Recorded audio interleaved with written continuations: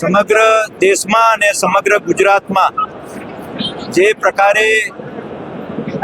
દેશના પ્રધાનમંત્રી માન્ય Narendrabhai Modi one nation one election એ બિલ એ રજૂ થયું અને અત્યારે જેપીસીમાં છે, ત્યારે સમાજના પ્રત્યેક વર્ગ અને એ પ્રકારે આજે રાધનપુર ખાતે પ્રબુદ્ધ નાગરિકોનું સંમેલન એ મળ્યું હતું, જેમાં જે 1951થી માંડીને 1967 સુધી આ દેશમાં એક સાથે જ લોકસભા અને વિધાનસભાની ચૂંટણીઓ થતી હતી. 356નો દુરુપયોગ લોકસભાની કોંગ્રેસે ચૂંટણી 11 મહિના પહેલાં કરી અને કેટલાક રાજ્યો નવા બન્યા, એના કારણે આ સાયકલ તૂટી છે. પણ આના કારણે અનેક અડચણો દેશમાં સતત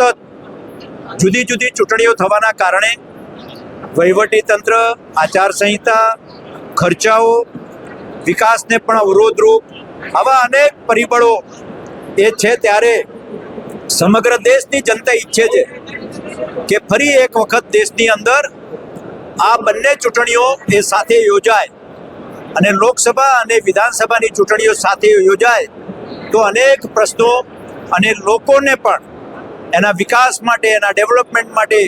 ખર્ચમાં પણ ખૂબ બધો ઘટાડો થાય, જે દેશના વિકાસમાં વપરાય. અને એટલા માટે આ અભિયાન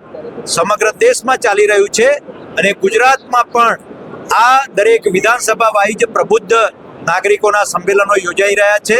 જેમાં ખૂબ મોટી સંખ્યામાં ડૉક્ટર્સ, વકીલ, એન્જિનિયર, પ્રોફેસર, ચાર્ટર્ડ એકાઉન્ટન્ટ આવા અનેક સમાજના પ્રતિષ્ઠિત લોકો ઉપસ્થિત રહે છે. અને આ વિષય એમની જ્યારે મૂકીએ છીએ ત્યારે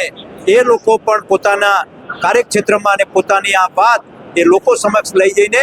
એક સમગ્ર દેશની અંદર અને સમગ્ર રાજ્યમાં એક જન આંદોલન બને કે ભાઈ જે રીતે ક્વિટ ઇન્ડિયા હતું આંદોલનમાં કે ભારત છોડો, એવી રીતે